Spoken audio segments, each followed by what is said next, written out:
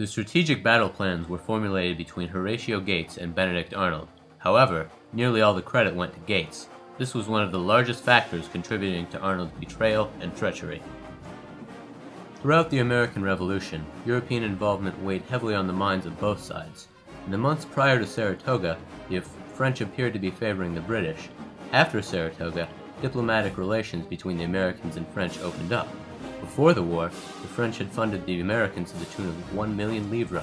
Immediately following Saratoga, the French support supplied the Americans with not only firearms and money, but also naval support and military experience. As campaigning during the winter months came to a halt, the battered Americans retreated to Valley Forge, where they endured one of the coldest winters of the war. Friedrich Wilhelm von Steuben came from Prussia to train the American Continental soldiers, turning a ragtag bunch of revolutionaries into a proper army.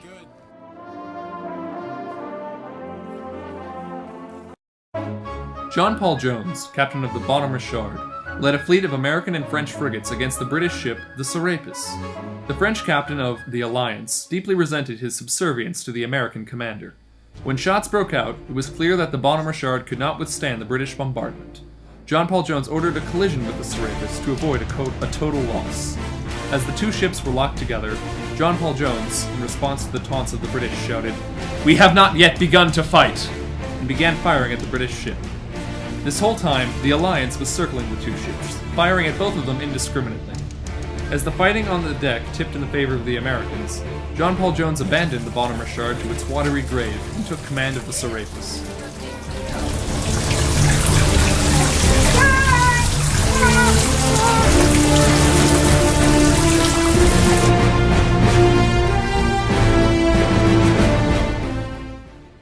While most of the fighting was taking place east of the Appalachian Mountains, George Rogers Clark led several campaigns on British forts in what was then considered the West, modern-day Illinois and Kentucky.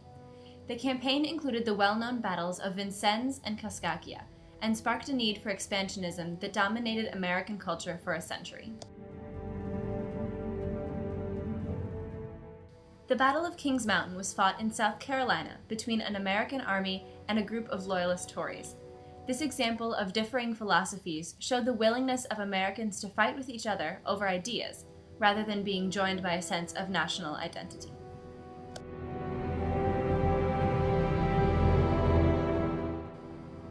The Battle of Camden gave the British a decisive victory over General Gates and strengthened their hold over the Carolinas. The main factor in Cornwallis's triumph was the tendency of the American militia to retreat, which repeatedly earned them a poor reputation among the British officials.